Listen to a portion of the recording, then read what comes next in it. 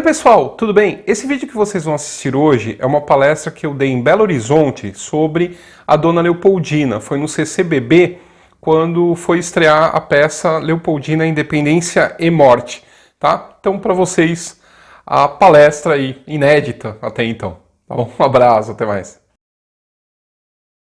Boa noite a todos. A minha fala hoje é uma introdução à peça Dona Leopoldina, Independência e Morte, que vai estrear aqui dia 12 de setembro. Estou convidando vocês para verem a peça, que mostra uma Leopoldina um pouquinho diferente. Esse quadro que abre a minha fala aqui, esse quadro foi pintado por um italiano chamado Domenico Failucci. Esse quadro hoje está no Museu Paulista, que hoje está fechado, vai reabrir em 2022. E esse quadro foi pintado em 21, já visando a comemoração dos 100 anos da independência do Brasil, né, do centenário da independência do Brasil em 1922. E a encomenda foi feita pelo diretor da época, para o Domenico Failucci, e ele representa a visão que se tinha na época, e até mesmo hoje ainda a gente vê isso, da mulher como sendo uma matriarca, né? A Leopoldina, durante muitos anos, ela é lembrada somente como mãe do Dom Pedro II, meu atual biografado, e esposa do Dom Pedro I. Então aí ela está cercada com toda a prole dela, né? O Dom Pedro II está no colo dela. Você tem a Maria da Glória, rainha de Portugal, que esse ano comemora os 200 anos. Portugal está comemorando os 200 anos do nascimento da Maria da Glória, que foi a filha mais velha da Leopoldina e do Dom Pedro I, que herdou o trono de Portugal, né, como Maria II. Vocês vão ver, é a menina maiorzinha lá no canto de vermelho. Aí você tem a Paula Mariana, pequenininha no colo do lado, a Francisca Januária, né? Então você tem essa questão da maternidade, né? Então a gente tem essa questão da maternidade, que é como os homens, né, a sociedade patriarcal via essa mulher até então. Nesse mesmo período, você tem esse outro quadro, que é feito pela Georgina Albuquerque, uma mulher, que mostra a Imperatriz Leopoldina chefiando, em 2 de setembro de 1822, o Conselho de Estado, que vai deliberar o caminho que se deve seguir ao Brasil. Então, esse Conselho de Estado, convocado e presidido pela princesa do Brasil, né, porque o Dom Pedro I está onde? Está em São Paulo. E ele nomeou ela como regente no lugar dele. E aí ela, em 2 de setembro, quando começam a chegar as notícias vindas de Portugal a respeito da Assembleia Constituinte Portuguesa, quer que eles voltem para Portugal, e o Portugal está basicamente querendo recolonizar o Brasil, ela convoca esse Conselho de Estado, onde estão os ministros, você vê o José Bonifácio na frente dela, está o Martim Francisco aí, e outros que estavam no Conselho de Estado, e ela, né, numa posição de destaque, né, de poder, né, perante esses homens que estão todos voltados para ela. Então é interessante esse quadro, né, essa mudança dessa visão no mesmo período. Né, um homem pinta ela cercada de filhos, blá blá blá. E uma mulher, né, a Georgina, pinta ela como um chefe de Estado, um estadista. E o curioso também é que essa Georgina Albuquerque é a primeira mulher a pintar um quadro no Brasil com temática histórica, porque a mulher ela não tinha acesso ao estudo do corpo. O corpo era tabu. Então ela está pintando o quê? Ela está pintando uma mulher, né? Que é o destaque desse quadro, é a mulher, que a isso ela poderia definir bem a anatomia e tudo mais. A minha fala vai ficar basicamente em torno desse quadro e dessa personagem que está sendo levantada aqui. Mas aí a gente tem que lembrar que ela não nasceu aqui no Brasil, não só foi o 2 de setembro de 1822 que leva ela a essa posição. Ela nasce na Áustria, em 1797, numa casa, a Casa dos Habsburgos, uma casa muito poderosa na Áustria, na Europa em geral, né, muito poderosa, e que tinha por mote desde 1100 e tanto, de criar as melhores princesas, as arquiduquesas mais preparadas na arte do governo. Por quê? Porque eles tinham uma ideia de que por meio de alianças políticas, alianças matrimoniais, você poderia influenciar tanto quanto fazer guerra com outros países. Então eles tinham um mote que era Áustria Feliz Casa, o que os outros conseguem por Marte, tu conseguirás por Vênus. Então essa política de casamento já é uma tradição na casa dos Habsburgos. Tanto que essas arquiduquesas, elas vão ter o que a gente chama de currículo pleno. Elas vão, por exemplo, ter acesso à matemática, a ciências exatas, que isso não era estudado por mulheres. Né? As mulheres não chegavam, acreditavam que elas não tinham capacidade para se chegar, né, nesse tipo de matéria. E essas matérias também depois vão ser estudadas aqui no Brasil pelas princesas imperiais, tanto a Leopoldina, a neta dela, mais nova, quanto a princesa Isabel, a herdeira do trono. Né? O Dom Pedro II vai mandar que também se dê o currículo pleno para as filhas. Então essa questão do preconceito é uma coisa ancestral. E aí com isso, essa criação das princesas Habsburgos, entrando nessa linha de casamento, tal, vai fazer com que uma das primeiras coisas que ela vai se chocar na vida é o casamento da irmã mais nova, a irmã mais velha dela, a Maria Luísa, com o Napoleão, cujo apelido na família era Anticristo, Diabo e outras coisas muito carinhosas assim, dos Habsburgos, os apelidos muito carinhosos que os Habsburgos davam para o Napoleão. O Napoleão ele é fruto da Revolução Francesa, é a expansão da Revolução Francesa pela Europa. Né? Então, você tem a Revolução Francesa, que vai guilhotinar a Maria Antonieta, que era a tia-avó da Leopoldina, e vai ter uma mudança de paradigma na política europeia. Você deixa de acreditar que esses seres, os reis, os imperadores, são seres mitológicos, né, enviados por Deus à Terra para governar o povo, a partir do momento que esse povo se volta contra o governante e o governante acaba sendo morto. E aí começa a ascensão de vários homens na França, sempre defendendo o seu território de uma certa maneira, porque essa revolução acaba gerando várias guerras, inclusive da Áustria contra a França. E nessa tentativa de se defender, a França acaba criando vários gênios militares, um deles é Napoleão. Napoleão vai invadir 2 vezes a Áustria e numa dessas invasões, a Leopoldina, a família, tem que fugir da Áustria, vão para onde hoje é a República Tcheca, né, tudo aquilo é o Império Austro-Húngaro, o Império dos Habsburgos, depois vai virar Império Austro-Húngaro. E eles têm que fazer 2 vezes invade a Áustria, Napoleão invade Viena e acaba se acertando então uma paz com esse casamento, né?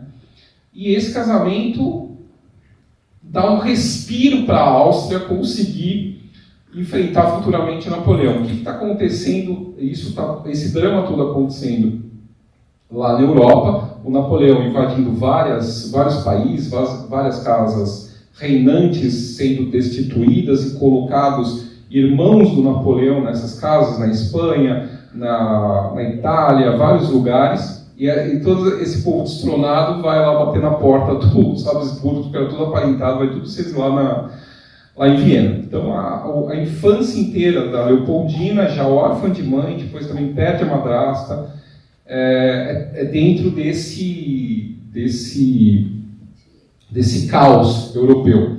Enquanto isso, o que aconteceu com Portugal? Portugal foi ameaçado por Napoleão, Dom João VI pegou a corte, transferiu para o Brasil e transformou isso daqui na sede do Reino Ultramarino Português. Né? O Brasil deixa de ser uma colônia e passa a ser sede desse reino. E futuramente o Dom João VI cria, né, o reino, o primeiro vice-reino, depois Reino Unido de Portugal, Brasil e Algarves. Ou seja, ele começa um processo de dependência no Brasil logo em 1808, a partir do momento que ele libera os portos. Por quê? Porque a gente era uma colônia, então você não tinha, ninguém descia aqui de navio e conhecia o Brasil, isso não existia. Isso aqui era uma propriedade privada de Portugal, e você só podia desembarcar no Brasil se você tivesse autorização do governo, do vice-rei, etc. Tanto que você tinha tem um livro chamado Riquezas, Opulência e Riquezas do Brasil, que é contado o que tinha aqui dentro. Esse livro é censurado para ninguém saber onde ficavam as minas, né, e outras coisas que eram exploradas pelos portugueses. E aí a gente tem, então, toda essa situação aqui no Brasil, um rei absolutista que foge da Europa, né, não é bem foge, né, ninguém foge levando uma biblioteca, mas enfim, ele transfere a corte, né, da sede, né, do governo português para cá, com a ajuda dos ingleses, né, aqueles melhores amigos de Portugal que conseguem taxas maravilhosas na alfândega aqui, quando abre para as nações amigas os portos. Só que essa amizade acaba sufocando um pouco Portugal. Né? Portugal mesmo, para levar taxas de mercadorias que eram vendidas para Portugal, que iam para Portugal, muitas vezes iam com mais taxas do que para a Inglaterra, por conta dos acordos comerciais entre Brasil e a Inglaterra. E aí o que acontece? Você tem todo aquele drama acontecendo na Europa, do Napoleão e tudo mais, e você tem esse país que começa a prosperar, que acaba virando uma sede de um reino europeu, né, com a transferência da corte. Napoleão é derrotado, e aí tem o tal famoso do Congresso de Viena, onde todo mundo que participou da guerra contra o Napoleão se juntam e formam a Santa Aliança, que é justamente o oposto do que pregava-se a Revolução Francesa. Então você tem vários países, principalmente a Áustria, a Alemanha, a Prússia e a Rússia, formando a Santa Aliança, que é uma defesa militar contra qualquer um que for inventar de fazer uma constituição para o seu país. Né? E aí você tem um reino absolutista no Brasil, com Dom João VI, que já estava farto da pressão inglesa, tanto para voltar essa corte para a Europa, quanto para a questão do início de uma ideia de abolição da escravidão. Então, o que o Dom João, muito esperto, faz? Ele primeiro tenta casar o Dom Pedro com... Lembrando que o Dom Pedro era herdeiro de Portugal, né? Não era só herdeiro do Brasil, ele era herdeiro de Portugal. Então ele primeiro tenta casar o Dom Pedro com uma grã-duquesa russa. Aí não dá certo, o czar acaba não permitindo que a irmã case com o Dom Pedro. Aí ele vai batendo nas portas de todo mundo da Santa Aliança até chegar na Áustria. Por quê? Porque ele queria um país forte, que realmente a Áustria surge fortalecida, porque tem o Congresso de Viena, tem a questão da derrota do Napoleão. Esse Congresso de Viena ele acaba dividindo, redistribuindo, mudando novamente o mapa da Europa pós-Napoleão, voltando as pessoas antigas para o trono e tal, e tirando esses irmãos do Napoleão que ele tinha enfiado em tudo quanto é canto. E esse poder da Áustria, recém-emergido dessa crise, é um contraponto à Inglaterra. Então, esse casamento, ele nasce de uma aliança que o Dom João VI achava que ia desafogar um pouco essa pressão da Inglaterra sobre eles. Tanto que uma das cláusulas, uma das questões que é debatida pelos bastidores, no próximo congresso internacional que tivesse, se a Inglaterra viesse novamente com a ideia da libertação de escravos no Brasil e tal, a ideia era que a Áustria ajudasse o Brasil a ir contra a ideia da libertação de escravos. Né? Então, quer dizer, estava tudo amarrado, né? E tudo isso é totalmente político. Né? A gente não está falando de amor aqui. Tá? É uma aliança política. E ela é criada para isso. Só que ela é criada dentro da onde? Do emergente, a Leopoldina, ela é criada dentro do emergente romantismo alemão. Ela vai dançar as primeiras valsas de Viena, ela vai conhecer Goethe, ela vai conhecer vários compositores, poetas, escritores. Então, dentro dela já vem embutido essa questão do romantismo. Né? Tanto que, quando o Marialva, que é o embaixador plenipotenciário que Portugal envia para Viena, ele tem a missão, a dupla missão de fazer o tratado de casamento entre o Dom Pedro e a Leopoldina, e tem a missão de mostrar, como o Brasil é exuberante, rico, poderoso, um império absolutista nos trópicos. Então ele gasta uma fortuna para dar presentes, a entrada dele em Viena, uma coisa que Viena não tinha visto até então, é um luxo só, gasta o PIB brasileiro numa visita a Viena. E aí, Viena se impressiona, né? Tanto que é engraçado, porque assim, ela está casando com o herdeiro do trono português, mas tudo que se refere a esse casamento é brasileiro. Então, está sendo vendido o Brasil na Europa por meio desse casamento. E aí, tanto que é o casamento brasileiro, durante muito tempo, essa questão de casamento brasileiro era algo como aquela pessoa casou bem, né? Por causa do luxo tal, que foi o tal do casamento brasileiro em Viena que foi celebrado. E o Dom Pedro já está aqui, tendo filho fora do casamento, já está tendo amantes e tudo mais, e ela lá, coitada, enganada por todo mundo.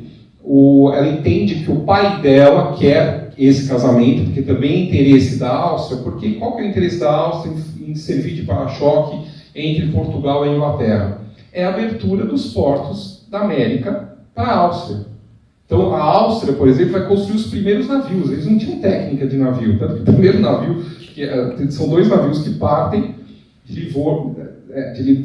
Um sai de Trieste e ela sai de Livorno. O de Trieste já quase afunda no Mediterrâneo na primeira tempestade. Tem que parar em Gibraltar para conseguir consertar o navio e esperar a frota portuguesa, que está indo pegar ela, em Livorno, para cruzarem o Atlântico. Nunca a Áustria tinha cruzado o Atlântico até então. E aí, nessa, vem um monte de gente, começa a abrir a questão do comércio, das relações internacionais, não só com a Áustria, mas com todo o Império Habsburgo e aparentados. Então vai vir gente da Toscana, que era aparentado com que era parente dos Habsburgos, vai vir várias pessoas que ainda não tinham acesso aos portos brasileiros como a Inglaterra tinha até então. E vai vir todo mundo iludido para cá, inclusive a pobre da Leopoldina, que o Marialva, tem uma carta muito sacana do Marialva, que ele fala para o Dom João VI que sabia que ela gostava de mineralogia. Então, ela perguntou o que o príncipe gostava, se o príncipe era instruído e tal. E aí ela fala, ele gosta de mineralogia. E ela fica toda empolgada, uau, né? Vou levar minha coleção de pedras para lá, vou reorganizar a minha coleção de pedras. Eu fico imaginando, ela com um monte de pedra mostrando para o Dom Pedro e ele não entendendo nada do que era aquilo. Porque ao contrário da educação super esmerada que ela teve, a educação do Pedro foi uma educação muito complicada. Porque, primeiro, tem a quebra da educação dele com a vinda para cá para o Brasil. Depois tem milhares de questões envolvendo tanto o Dom João VI quanto a Carlota Joaquina, com questões do prata, do vice-reino do prata. A Carlota quer virar vice-rainha do Prata, porque na época ainda que Napoleão estava solto lá na Europa, ele tinha destronado o pai e o irmão dela, então ela é a única Bourbon livre no Brasil. Então ela queria assumir as colônias espanholas aqui na América. Bom, enfim, tem milhares de confrontos dentro da família, milhares de confrontos no Brasil, então a educação dele é meio largada, e depois ele vai se arrepender a vida toda, ele vai fazer todos os filhos estudarem, falando que ele era o único ignorante da família, e porque ele sente essa falta dessa questão da educação. Então, quer dizer, a última preocupação dele era realmente a mineralogia. Então, ela é uma pessoa muito instruída, ela gostava de mineralogia, botânica, toda a parte de ciências naturais. Ela vai manter, assim, uma correspondência enorme com a família, que também se interessava por esses assuntos. Ela vai trazer a expedição austríaca para cá, que vai meio desbravar o que é América para os povos de língua germânica. Vai ser criado um museu brasileiro em Viena por conta disso. Não é ela que paga essa expedição, é o Metternich, que é o primeiro-ministro austríaco, que faz o Estado austríaco subvencionar, que também é interessante para os austríacos saberem o que tem aqui, como é que funciona, o que dá para explorar. Né? São os primeiros um dos primeiros povos aí que vem para fazer biopirataria aqui no Brasil, para saber o que funcionava aqui. Antes disso, a França também já tinha dado uma passadinha. E aí, com isso, ela chega aqui no Brasil completamente iludida, achando que é o príncipe dos contos de fada, e aí, aos poucos, vai desmoronando essa imagem, tanto que ela tinha dessa família, né, com quem ela vai conviver, como do Brasil em si. Né? Ela, lá na Europa, ela acha que o Brasil é uma coisa idílica, é uma coisa meio o Bom Selvagem, do Rousseau, é uma coisa muito idealizada por ela, assim como ele. É muito engraçado, tem uma carta que, assim como o Marialva engana ela falando sobre o Dom Pedro, o futuro marido, ele dá um medalhão para ela, que foi um presente do Dom João VI para ela, que nesse medalhão, cravejado de diamantes enormes, tem a esfinge do Dom Pedro, né? E ela fica apaixonada, ela fala que nem um Adonis, sabe? Aquela coisa idealizada.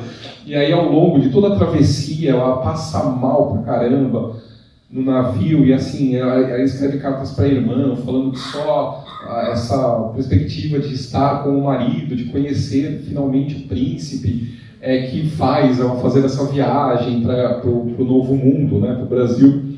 E é interessante assim, enquanto ela está toda empolgada, querendo conhecer o Brasil, todo mundo que está vindo da Alemanha junto com ela, dos países de língua germânica, os caras estão desesperados, tipo, nunca ninguém tinha atravessado o Atlântico, né? Então ela não entende porque as pessoas não estão tão empolgadas quanto ela. E aí ela chega no Brasil, como eu falei, começa a se decepcionar com a família e também com o Brasil, né? Tem uma carta que ela escreve para uma tia dela que ela fala que o Brasil seria o paraíso se não fosse o calor infernal e os mosquitos. Coitada, né? E assim, ela tem imagens dela em Viena, aonde você vê que ela é uma pessoa bonita, né? Aqui no Brasil, ela começa a inchar terrivelmente, o sol acaba com a pele dela, né? Então e assim, todos os anos que ela viveu aqui no Brasil, ela viveu praticamente grávida, né? E quando ela morre, ela é de parto, né? Um pouco antes, ela estava grávida também do último filho. Era um menino que ela estava grávida, então eu estou aqui me empolgando. Bom, aí o que acontece? Ela chega, tem esse choque de realidade com o marido, né? E ela começa a ensinar algumas coisas para ele. Eles passam até ter aulas juntos, inclusive de música. O Neukomm, que é um compositor, vem para o Brasil e vai ensinar. Ela já tinha noções mais avançadas de música, ele vai ensinar composição para o Dom Pedro, eles vão ter aulas juntos, o Dom Pedro vai chegar a criar, além do hino, né, várias outras músicas, mandar para o sogro composições dele e tal. E esses anos de convivência, primeiro ela se decepciona, porque não era, na verdade, aquele príncipe encantado que tinham pintado para ela. Mas assim, a decepção é aos poucos com ele, pessoa física. A pessoa jurídica do príncipe é logo de cara. A pessoa mesmo, ele vai se revelando aos poucos, que é infiel, enfim. E ela é deixada, os dois, né, são deixados no Brasil quando tem uma revolta no Porto em 1820 e o Dom Pedro e o Dom João VI é obrigado a voltar para Portugal. Qual que é essa revolta?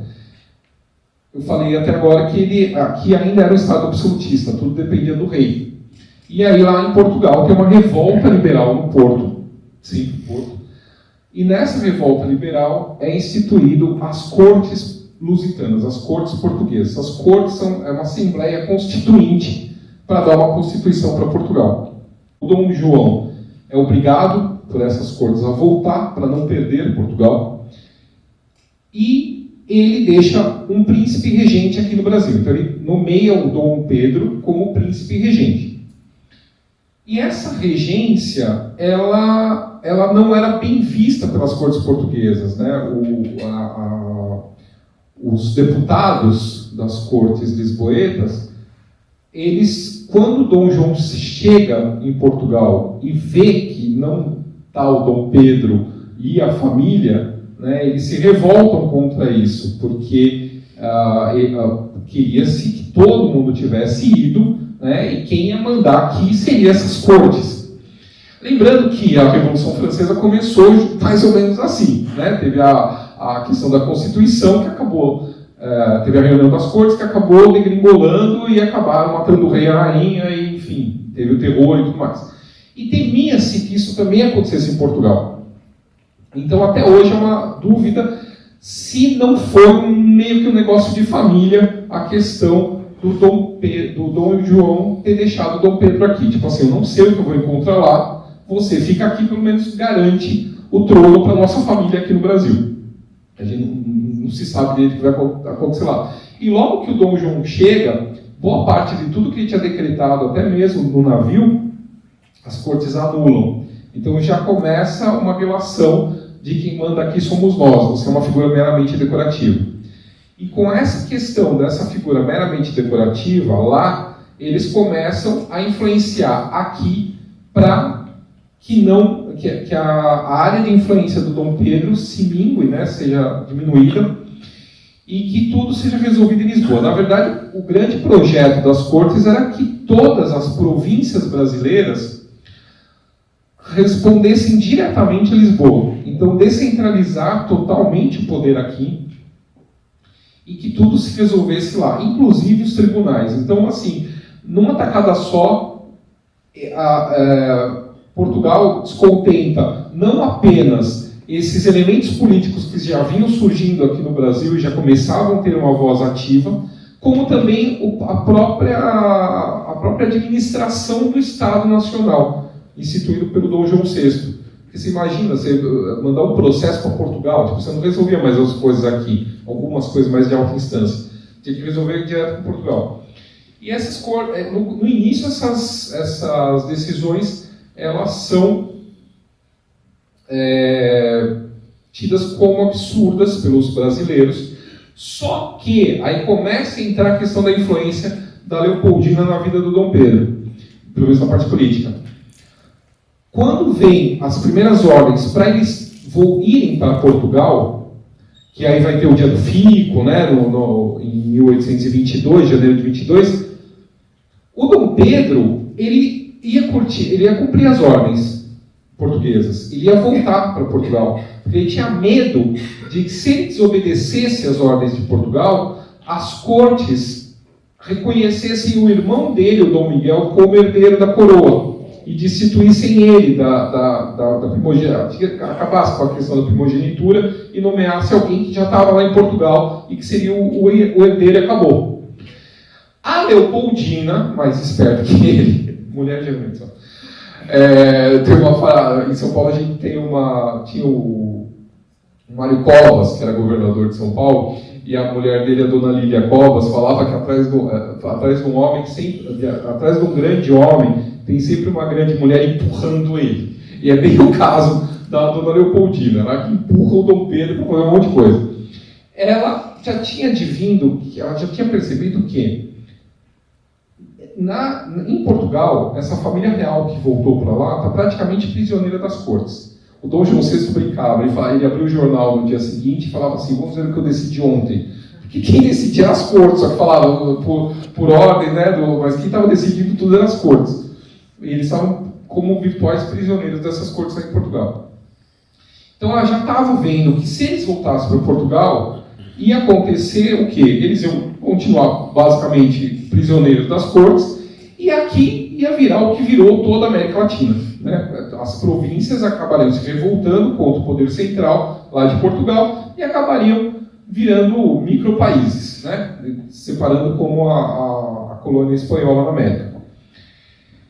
E aí ela começa a ter toda uma conversa com os chamados patriotas brasileiros. A maior parte deles, tudo ou era religioso, ou era maçom, todos eles envolvidos com a política no Brasil. O pessoal lá do convento de Santo Antônio, lá no Rio de Janeiro, o pessoal tramava dentro dos conventos essa questão não era da independência nesse primeiro momento, era da manutenção da autonomia brasileira. Então tem umas cartas dela para o secretário dela, para o Schaffer, que ela fala, por exemplo, ela tinha contato com esse povo pelos bastidores. Então ela sabia, ela via antes o que ia ser panfletado nas ruas a respeito da questão autonomista.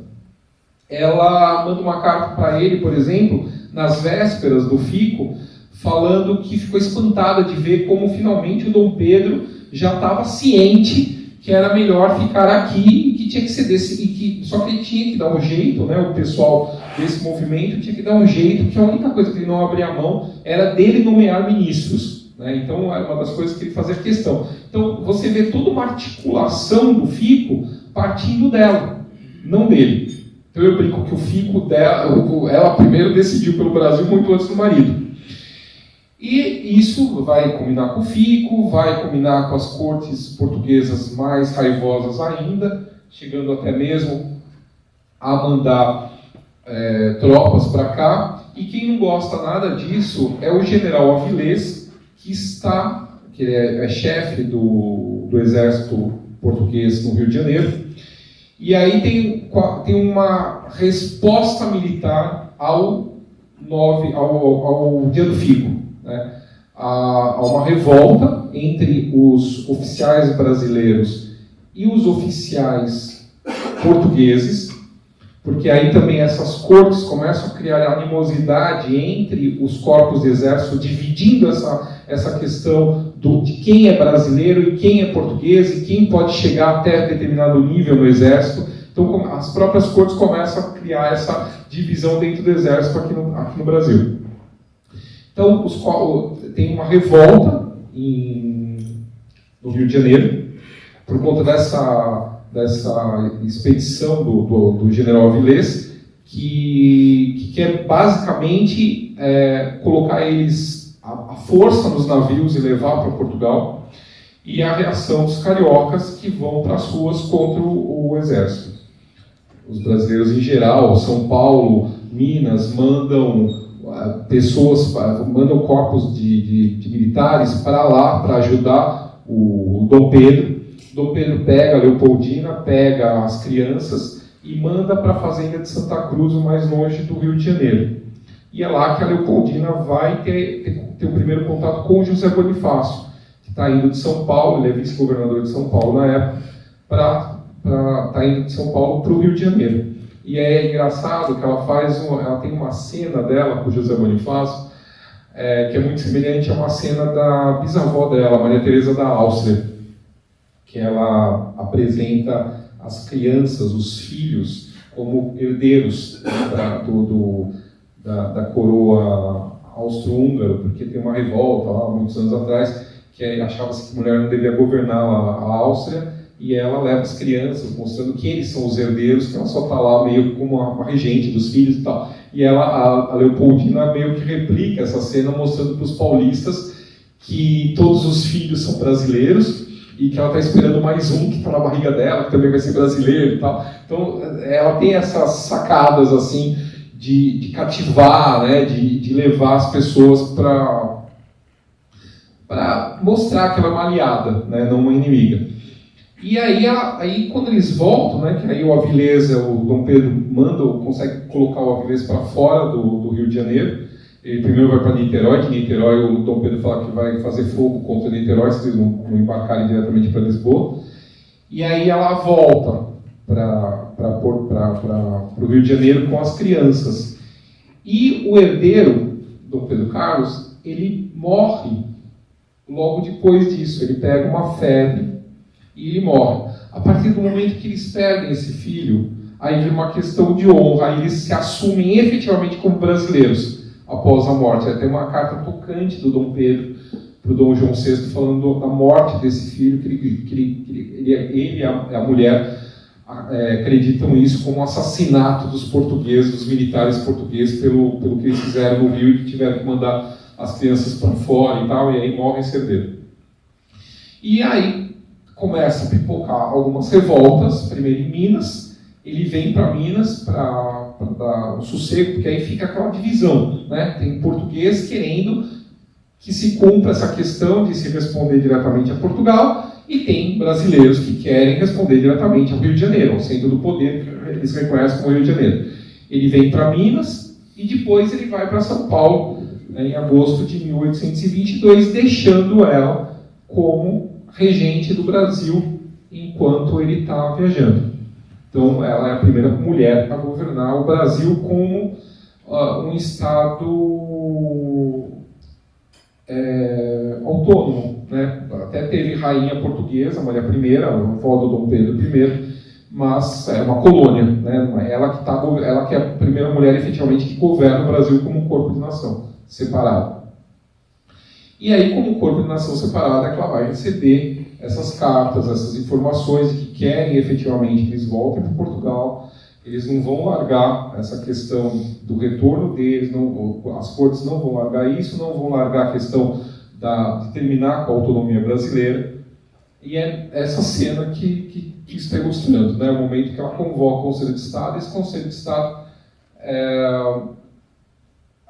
eles tomam a decisão de aconselhar o príncipe, porque havia um decreto, no decreto da regência, o Dom Pedro ele não dá poderes plenipotenciários à esposa. Né? No decreto da regência ele fala que ela tem que dar informe a ele de tudo que possa vir a ser decidido. Né? Então, não há um decreto da independência assinado no 2 de setembro, etc. Mas existe toda, né? Porque ela não assinou, que não foi ela que liderou esse movimento que vai culminar com o 7 de setembro em São Paulo. As cartas dela, tem uma carta enfesada dela para ele, muito antes da convocação do Conselho de Estado, que ela fala assim para ele já em São Paulo: você me disse o que ia fazer aí, faça-o logo. Né? Então havia uma articulação entre esse marido e mulher, aonde ela participava das decisões do que ele ia fazer, do que ele não ia. Então, quer dizer, essa questão da independência, com cartas de Portugal ou sem cartas de Portugal, já estava meio que articulado entre eles, entre esse casal. E aí tem a chegada, aí Dom Pedro está lá, desceu para Santos, voltou de Santos, está lá no Ipiranga, do 7 de setembro, recebe os correios que vêm dessa reunião aqui, né? As cartas do José Bonifácio Freire, as cartas da esposa, a Leopoldina, ela escreve efetivamente, que tem uma frase muito boa dela falando para ele ler a carta do José Bonifácio, que é uma pessoa muito instruída, que conheceu muitas cortes europeias e que sabe o que é melhor para o Brasil. Né? Aliás, o José Bonifácio é o primeiro brasileiro num posto de governo. Né? Ele foi o primeiro brasileiro nato a assumir como ministro no Brasil, no governo do Dom Pedro, e qualquer outro governo anterior a ele. Ele é o primeiro. E aí ela escreve uma frase bem legal, que é: o fruto está maduro, colhei-o já antes que apodreça. né? Então faz agora antes que o outro faça. E isso é um eco do que o Dom João VI havia dito para o filho antes de partir do Brasil. Se acaso tiver a independência, faça você a independência do Brasil, tome para você a coroa antes que algum outro o faça. E algum outro quem? Militares. Provavelmente o Avilés, a ideia talvez por detrás dessa questão com o Dom Pedro, poderia uma das ideias ser o Avilés tomar o governo do Rio e de repente virar o que virou no resto da América Latina, onde vários militares acabaram tomando o governo. Enfim, na época. E aí então tem toda essa questão de bastidores, onde ela participa do FICO, participa plenamente da questão da independência e também da luta, porque, como eu falei, todo um processo que começa em 1808 com a chegada do João VI e vai culminar no 7 de setembro, mas não é só o grito, a questão do grito que resolve tudo. Não. Você tem as guerras da independência, que são pouquíssimo falado isso, e tem todos os acertos, tem guerra na Bahia, a Bahia vai ser libertada um ano depois, até final de 23 ainda está tendo alguns focos aqui no Brasil. E ela participa ativamente, tem uma carta muito legal dela para o Dom Pedro, falando sobre o comitê de senhoras baianas que ela recebe, falando que as mulheres são elas são mais aderentes à boa causa, que é a independência do Brasil, do que os homens e tal. É interessante essa carta por conta dessa menção que ela faz ao valor das mulheres.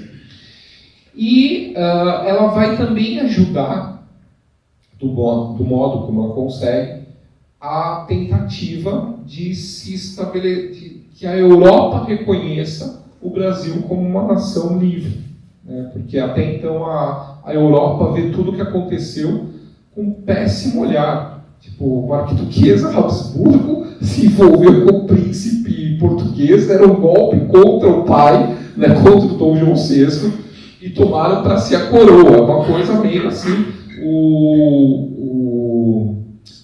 ministro da Áustria no Brasil, até o reconhecimento da independência brasileira por Portugal, ele menciona nas cartas falando assim, a que se diz imperatriz do Brasil, o que se diz imperador do Brasil. Então, quer dizer, tem toda além da batalha física de expulsar os portugueses aqui, tem toda uma batalha diplomática para reconhecimento dessa independência. E quem vem de novo ajudar o Brasil com um coração ótimo, maravilhoso? A Inglaterra. Quem faz basicamente a independência diplomática do Brasil é a Inglaterra. O Dom João VI, ele nomeia o Sir Charles Stuart, um ministro inglês que vem para o Brasil, um diplomata inglês que vem para o Brasil para resolver essa questão. Por quê? Porque aquela abertura dos portos em 1808 vai para caducar. Então, na verdade, a Inglaterra tem interesse em saber com quem que vai renegociar as taxas alfandegárias baixas. Então tem todo um interesse político, um interesse financeiro da Inglaterra em acertar tudo. Isso só vai ser acertado no final de 24. Em 25, na verdade, a gente pode falar que a independência foi feita, Portugal assinou o tratado, e é muito legal porque assim, todas as datas das questões envolvendo o tratado da independência do Brasil são o Dom João VI, ele era muito fofo. Ele faz, assim, ele recebe muito bem a Leopoldina quando ela chega aqui no Brasil. Ele manda fazer um quadro do pai dela, um álbum com miniaturas de toda a família dela. Ele é muito legal. E aí, todas as datas referentes à independência, ele faz marcar, são as datas relativas a ela. É o aniversário dela, é o aniversário do São Leopoldo, é a data de São Leopoldo. Então, é tudo marcado como uma homenagem à Nora, que vai ser imperatriz do Brasil. E aí é muito triste uma questão que, assim, quando já estava assim, culminando a questão da independência, tudo realizado e tudo mais, o pai do Dom Pedro, o Dom João VI, morre em Portugal em 1825. A partir desse momento é o tormento da Dona Leopoldina, porque o Dom Pedro ele assume completamente o caso com a paulista Marquesa de Santos, que ele conheceu em agosto de 22, quando esteve em São Paulo. Então, a partir da morte do pai, ele já tinha imposto a presença dela na corte brasileira, nomeando ela dama camarista da imperatriz. Né? Então, essa mulher vai passar a conviver com os imperadores num posto alto. E a partir da morte do pai, ela é nomeada Marquesa de Santos, ele reconhece a filha que teve com ela e dá um título para a menina, Duquesa de Goiás. Essa Duquesa de Goiás passa a frequentar o paço, passa a ser educada junto com os outros filhos, então tem uma mistura desses filhos bastardos com os filhos da Leopoldina, e é uma humilhação em cima de humilhação. Mas ela é apaixonada por Pedro, é uma coisa assim que chegam a ter uma missa que ele manda fazer em homenagem ao Visconde de Castro, que é o pai da Marquesa de Santos, para a restituição da saúde dele e tal. E aí tem uma dama de companhia que vira para Leopoldina e fala: mas você vai, Vossa Majestade vai, né, na missa, né? Ela fala: cada um reza para o que quer. Ele reza pelo Castro, eu rezo para que Deus o ilumine e coloque ele no bom caminho e veja no que ele está se metendo. Aí ela fala, mas a dama dela fala: mas eu não entendo como a senhora mantém, né, esse autodomínio e tal. Ela falou: seria muito fácil, na posição que eu tenho, acabar com ela, né, com a outra. Mas se eu fizesse isso, ele me odiaria para sempre. Então ela morre, ela é apaixonada pelo Pedro, né? Ela não perde essa questão do amor romântico pelo marido. E isso vai, mas é assim, o que acontece? Aí depois tem uma viagem para a Bahia, que é a pior coisa do mundo, que ele leva os jornais, os pasquins falavam que ele estava levando a imperatriz para disfarçar a amante, né? Porque a amante vai junto para a Bahia, como dama de companhia da imperatriz. E aí você vê assim, a convivência diária no navio, na Bahia, em Salvador, era uma coisa afrontosa. Na Bahia eles colocam a Leopoldina numa ala e ele fica em outra com a Marquesa, né? Uma coisa absurda. E aí o que acontece? Tem uma cena, o Dom Pedro era muito idiota, enfim. Tem uma cena que ele vira para a esposa, isso ela contando, que ela conta, o ministro, né, o barão de Marechal, que é o ministro austríaco, ele relata isso para Viena, que começa a aparecer caricaturas deles, do Dom Pedro, da amante, da imperatriz, nos muros do Rio de Janeiro. E aí o Dom Pedro vai falar com a esposa, fala: olha que absurdo, não sei o quê, né? Olha o que estão falando de mim, né? Como se a mulher não soubesse que ele realmente o caso. Mas ela não sai do salto, ela fala: bom, das duas uma, se é verdade, é bom que a gente não se exponha, né? Deixe de falar, e se é mentira também é bom a gente não falar nada, porque aí não dá muito pano para manga. Ele fica revoltadíssimo, porque ele achava que ela ia dar um chilique, né? Que a mulher ia ter ciúmes, né? E ele entende isso de uma forma como se fosse, se a esposa fosse uma mulher fria, né? Que ela é fria. Não é que ela era fria, ela se abre pouco, né? Com algumas pessoas, muito pouco, não tem quase muito traço, ela não dá nome aos bois, mas você percebe que ela começa a entrar num estado grave de depressão por conta disso. Só que, como eu disse no começo, ela foi educada para governar, ela foi educada, ela foi criada para dar o exemplo.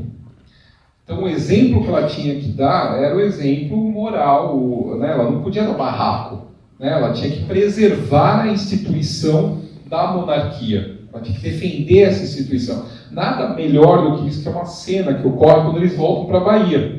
Eles voltam da Bahia com calor infernal no Rio de Janeiro.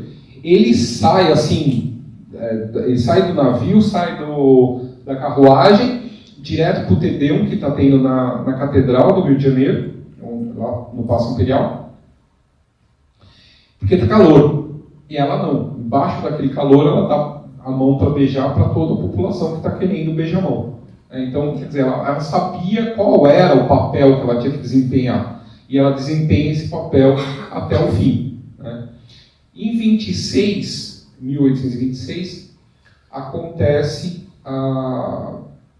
o Dom Pedro, no final de 26, ele estava ocorrendo uma guerra no sul do país, né, que é a Guerra da Cisplatina, e ele prepara, e o Brasil está perdendo essa guerra, e ele prepara novos esquadrões, novos navios, tal, e ele vai, a ideia era ele ir para o teatro de guerra, para o teatro de operações. Mas na verdade ele chega só até a Lagoa dos Patos, São Pedro, lá no Rio Grande do Sul. Quando chega a notícia, né, que... Não, estou me antecipando, deixa eu voltar um pouquinho. Ela... Desculpa interromper, temos 15 minutos para o público, se você quiser continuar. Tá bom. Aí o que acontece? Ele é obrigado a deixar ela doente, né? Desde o começo de outubro, ela começa a ter vários problemas na última gravidez que ela tem.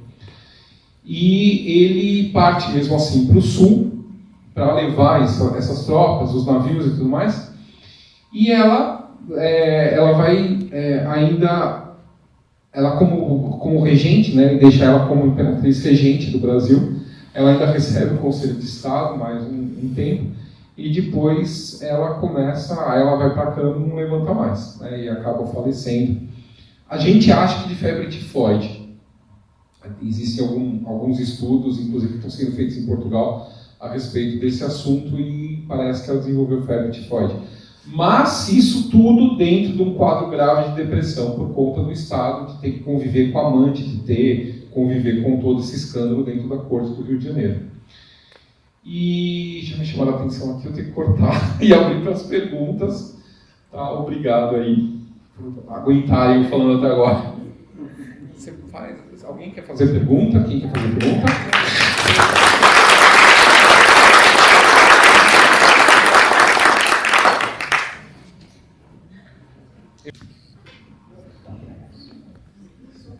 Boa noite. O Paulo, ele tem um diferencial, a meu ver, que depois que a gente lê toda a obra dele, parece que a gente está sentindo até a respiração daquele que foi biografado. E tira essas dúvidas e ele transmite, Paulo, para a gente assim, é um ser humano, né? É um ser humano. E eu te pergunto, apesar de que a palestra é da dona Leopoldina, eu vou perceber esse mesmo sentimento com relação ao Pedro II. O que o Pedro II traz da Leopoldina, Paulo? Então, é uma das coisas que eu bato de frente aí no livro, é que ele traz muito pouca coisa, que a influência maior é que do Pedro I. É basicamente o pai. Assim, toda essa questão de criação, de educação e tudo mais começa com o pai. Porque ele conviveu o que com a mãe? Ele nasceu em 25. Ela morre quando ele completa 1 ano de idade. O que ela legou para ele? Ela legou a coleção de mineralogia dela, aquela lá que ela foi lograda, né? Ela sofreu bullying do Marialva, que fez ela acreditar que o marido gostava de mineralogia. Então, assim, claro, ele convive com algumas coisas que pertenceu à mãe, com essa lembrança que passam a ele dessa mãe, mas toda essa questão de que você tem que estudar, você tem que ser melhor do que o pai e tal, isso começa com o pai. Nas cartas que tem aí no livro do Dom Pedro II, do Dom Pedro para ele, é totalmente essa bateção de tecla de que você tem que estudar, você tem que estudar, você tem que estudar. Por quê? Porque ele viu que, primeiro que a esposa, né, a esposa do Dom Pedro I, né, era muito superior intelectualmente e até politicamente do que o Dom Pedro I. Então, até essa diferença entre os dois ajuda o Dom Pedro a ter ideia de que a educação dele foi falha e que do filho tem que ser maior. Mas, claro, ele vai ter essa ideia de uma memória da mãe que é passada por outros para ele. Né?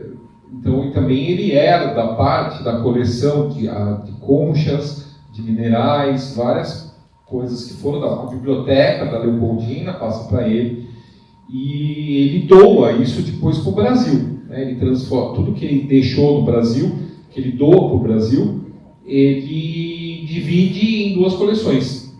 Coleção Dona Leopoldina e coleção Dona Teresa Cristina. Né? A Teresa Cristina é a parte de fotos e outras coisas que está com uma parte está no Instituto Histórico e Geográfico Brasileiro, que é a biblioteca dele, e a outra parte está de fotos e tal, está na Biblioteca Nacional. O da Leopoldina foi boa parte para o Museu Nacional. Né? Então, mas sobreviveu algumas coisas, né? Não é tudo que pegou fogo. O herbário da Dona Leopoldina ainda está intacto dentro do horto lá da Quinta da Boa Vista. Né? Então é mais essa questão da memória, né? Ela não teve alguma coisa diretamente com ele. Foi pouquíssimo tempo, né?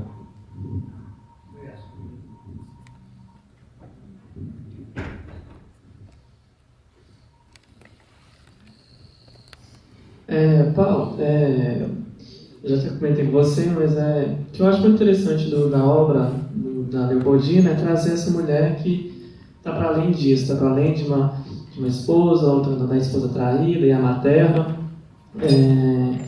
E eu trazer mais para o lado pessoal da minha pesquisa, queria que se tivesse como comentar essa questão mais da Leopoldina como uma mulher da ciência também, essa mulher que está tentando estudar esse novo Brasil, sua nova pátria.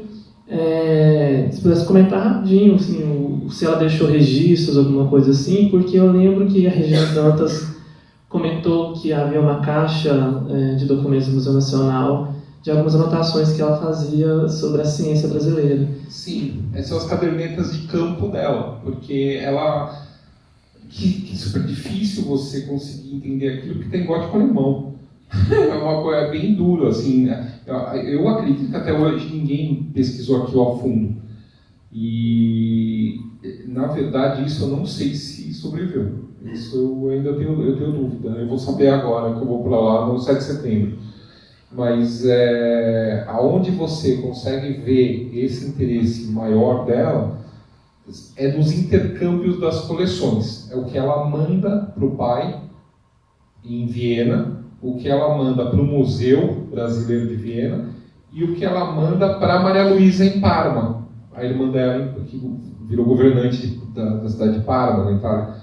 E há esse intercâmbio. Então, nas cartas você vê ela falando o que ela está mandando, né? E é interessante que assim, o único lugar, né? Ela casa com o Dom Pedro, né? Para virar rainha de Portugal. Então, assim, a ideia é ela vir para o Brasil e uma hora voltar para a Europa, né? Ela acaba vindo para cá, nunca mais sai, vira imperatriz do Brasil. E no percurso, né, para vir para o Brasil, ela para no único lugar que era português, que é a Ilha da Madeira. E tem várias cartas dela da Ilha da Madeira falando da vegetação, e você vê, eu estou mandando a muda disso, né, tudo para a estufa do papá, né, do pai dela, Francisco I da Áustria. Então você vê essa questão de conhecer espécies novas e tal, e também esse abrigo, né, que ela dá para esses naturalistas estrangeiros que estão aqui no Brasil. Não apenas os germânicos, né, vários outros também.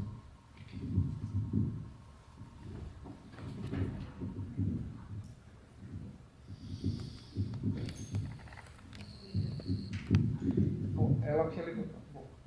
Tem uma lá atrás que quer falar. Mas então, fala primeiro. A gente então passa para cá, depois vai aqui na frente. Tá bom. Então, eu li que a Leopoldina ela se sentia muito isolada na corte brasileira, né? Ela não conseguia ter uma introdução, assim, de fazer amizades, né? E eu gostaria de saber se em algum momento ela pensou em se separar do Dom Pedro por causa dessas humilhações e do próprio isolamento que ela também vivia. Então, a gente tem que pensar esse relacionamento com olhos do século XIX. Não existia a separação do século XIX. Você casou para sempre. Você tem que aguentar, pedir a Deus para ter paciência. E era tudo isso que ela fazia. Então, havia uma hipótese que chega a ser levantada dela ir para a Europa em 27. Iria tramitar, inclusive, antes da morte dela, essa viagem dela para ver a família na Europa. A gente só pode especular, não tem prova de que, por exemplo, ela poderia lá da Europa falar, olha, eu só volto para o Brasil se você se livrar da Marquesa. Mas é só uma especulação. Mas a Europa que você fala é a Áustria? A Áustria, porque existe cartas do pai dela para uma irmã, para uma tia dela, aonde fala dessa futura visita da filha. Então havia já outras cartas que não chegaram a hoje, ou a gente não conseguiu ainda achar essas cartas então, aonde existia esse plano dela ir para a Áustria em 1827, e ela morre em 1826. Então, de repente, poderia passar essa questão de ela vai para lá e aí ela dá um ultimato. Eu só volto. Isso seria um escândalo internacional, uma coisa absurda, né? Mas talvez isso poderia acontecer. Mas fora isso, não existe a ideia de vou me separar do marido, não existe. Não, eu digo isso porque a Carlota Joaquina, ela tentou... Mas aí a gente tem uma diferença. A Carlota Joaquina, ela assumiu o papel dela como imperatriz. Ela sabia que o papel... Rainha imperatriz depois do tratado. Mas a Carlota Joaquina, ela nunca se apaixonou pelo João VI. A diferença dela para Leopoldina é que a Leopoldina se apaixonou pelo Dom Pedro. A Carlota sabia que o papel dela era ter filhos, dar filhos para a coroa portuguesa. Independente se era do marido ou não. Mas enfim, o próprio Dom João VI falava que o Domingão era dele. Então essa questão era muito prática, entendeu? A Leopoldina é que entra nessa questão de paixão. E aí quando você... Aí é a questão da frustração e o Dom Pedro não era apaixonado por ela, podia amar, mas não era apaixonado pela esposa. Então aí você tem a frustração que gera a depressão, né? Esse choque de realidade. Então esse é o ponto.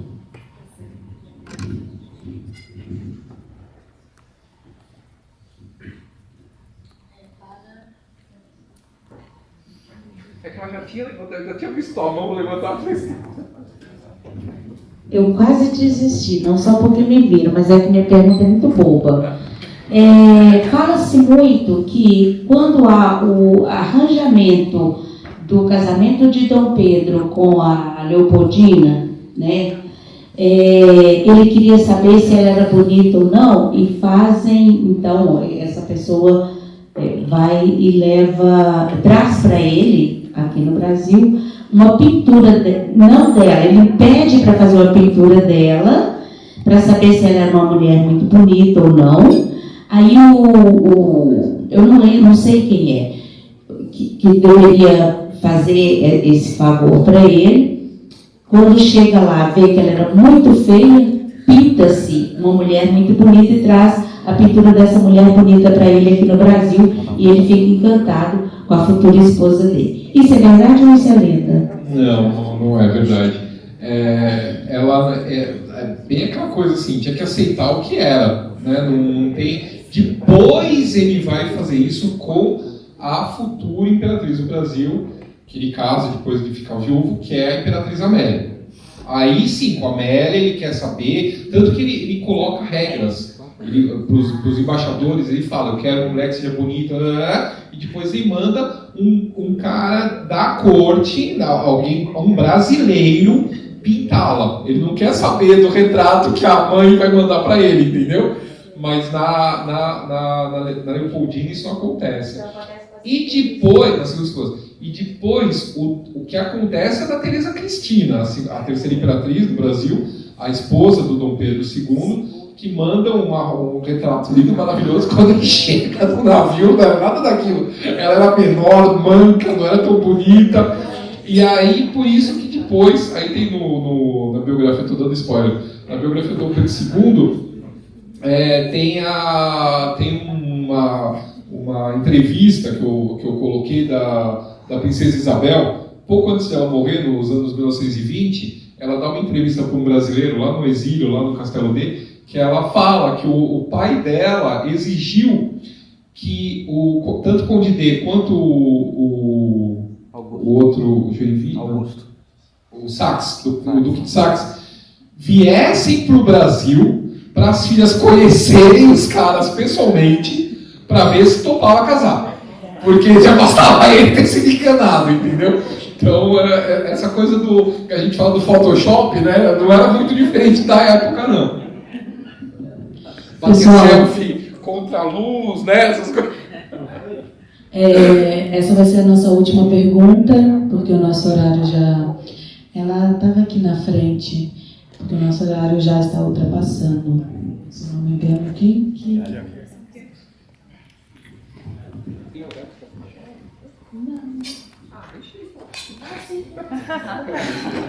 Desde as 4, ainda estou aqui. Obrigada.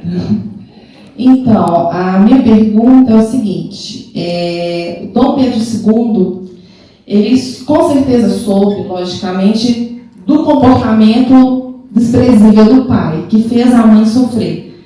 Então, como que isso afetou ele? Porque nós sabemos que ele era um homem exemplar. Ele era um homem exemplar como marido, Dom Pedro II? Porque, assim, o pai dele não era um homem exemplar. Entendeu? E assim, não era um homem que fez a mãe sofrer, ele sofreu. Então. Mas você acha que Dom Pedro II era um homem exemplar? Ele tem um caso com a preceptora das filhas, que conviveu com eles durante quase 10 anos. A Imperatriz Teresa Cristina teve que conviver com a amante do marido dentro do palácio. Não a única foi, diferença, e a Barral não foi a única amante, a única diferença é que ele tinha um comportamento mais discreto, não era uma coisa tão ostensiva quanto o comportamento do pai. Né? Então ele foi a única diferença é que ele foi muito mais discreto. Então isso afetou ele de uma certa forma? E foi um exemplo? Você considera que isso foi um exemplo do pai dele ou não? Era a conduta da época e pronto? Era a conduta da época. Se não tivesse amante, era gay. Tipo, sabe assim? Não tinha muita escolha. Então, assim, os casamentos eram arranjados, os casamentos não eram por amor. O matrimônio era unicamente o sexo para gerar herdeiro. Né? Então, o prazer eles buscavam fora de casa. Né? Isso era toda a sociedade, não era porque a única diferença dele para o pai é que ele era muito mais discreto, ele era muito mais... não expunha, né? Não expunha a família. De forma, entendi. É a única diferença. Obrigada.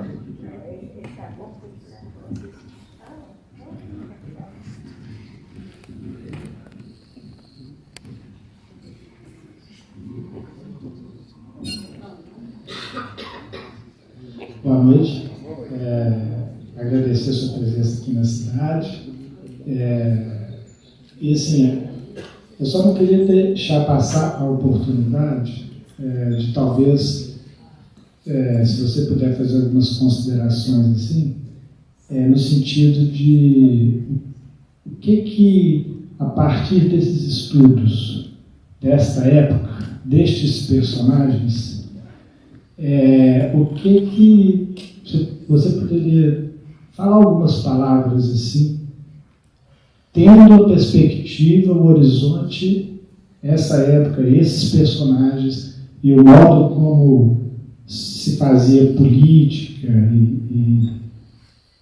da época, algumas palavras do Brasil de hoje em relação a essa época, assim. Se você poderia falar alguma coisa sobre o que tem acontecido, não, a questão nada polêmico. Assim, a questão é o anacronismo, né? Porque não dá para você comparar o Brasil daquela época com o Brasil de hoje. Né? Naquela época você tinha 9% da população brasileira vivendo em cidade, o resto era todo no campo. Né? O crescimento do Brasil está quase igual que é hoje. Não está muito diferente, 2% ao ano, mais ou menos, durante todo o Império. Então, é complicado a gente olhar com esse olhar de hoje. Mas o que eu trago um pouco nessa questão de biografar a família imperial, não fazendo nenhum proselitismo a favor ou contra a monarquia, nada disso.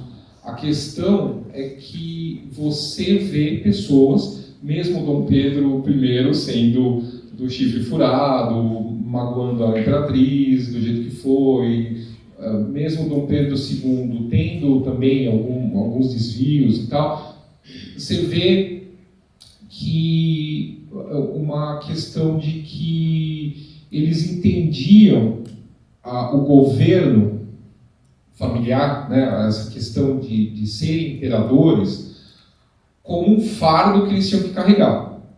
E eles tentavam carregar essa questão de governar o Brasil da melhor maneira possível.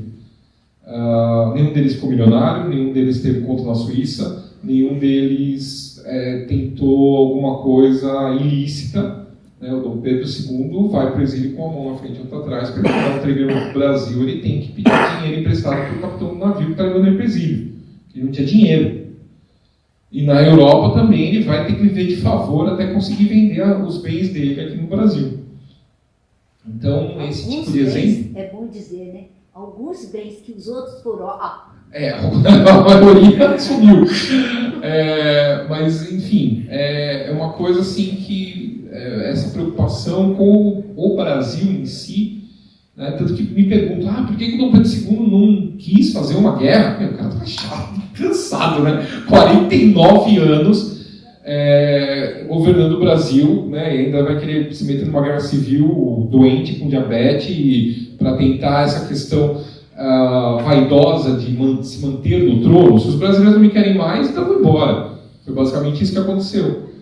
E foi bem uma pena, porque durante 49 anos a gente teve um crescimento intelectual, moral, de certa maneira, nas artes, na cultura em geral, meio patrocinado por esse homem que tinha essa visão de um Brasil, claro, aquela visão eurocêntrica, né, a França como capital intelectual do mundo e tal, mas era um homem que vai se corresponder com Pasteur. O Dom Pedro I também se correspondia com pessoas sábias na Europa. Ele não é porque ele tinha amante que ele era um idiota completo, ou porque não teve uma boa educação, não teve vontade de aprender. Então você vê essa coisa deles tentarem buscar na Europa, ou mesmo nos Estados Unidos, exemplos, pessoas que pudessem. O Dom Pedro II vai tentar convencer o Louis Pasteur a vir para o Brasil, para ver se conseguia combater a febre amarela. Ele vai se relacionar com várias pessoas, ele vai ser da Academia Francesa, né, se não me engano, ele entra na cadeira de astronomia. Você tinha um imperador que ia para o meio da Baía de Guanabara de navio para ver eclipse, medir, patrocinar o Observatório Astronômico do Rio de Janeiro, tentar convencer pessoas a virem para o Brasil. Ele vai conhecer o Grambel porque, na verdade, o interesse na família Bell em geral era por conta da questão das pessoas, da educação de pessoas que tinham problema de fala, né, o que chamava-se na época de surdos mudos. Não é por causa do telefone. O telefone vai ser uma consequência do contato que ele já fazia com essa família, que era escocesa, mas o Grambel vai abrir uma escola com essa tecnologia, né, com essa questão do ensino de surdos mudos da época, em Boston. Então, por quê? Porque ele queria trazer isso para o Brasil para inserir essas pessoas na sociedade. Você vai ter um imperador que vai tomar a frente do reflorescimento da floresta da Tijuca, porque a floresta estava degringolando por causa ter sido lugar de antigas plantações de café, de cana, e aquilo estava virando um deserto, e as nascentes estavam secando, esse abastecimento de água do Rio de Janeiro estava secando junto. Então, sabe, uma pessoa que tem até partes de cartas dele que ele fala de proteção aos animais. Então, acho que eu já te dei um panorama da diferença que a gente vive um pouquinho, né, do que era naquela época e o que é hoje. Bom, queria fazer só mais uma pergunta. Pode ser? A última.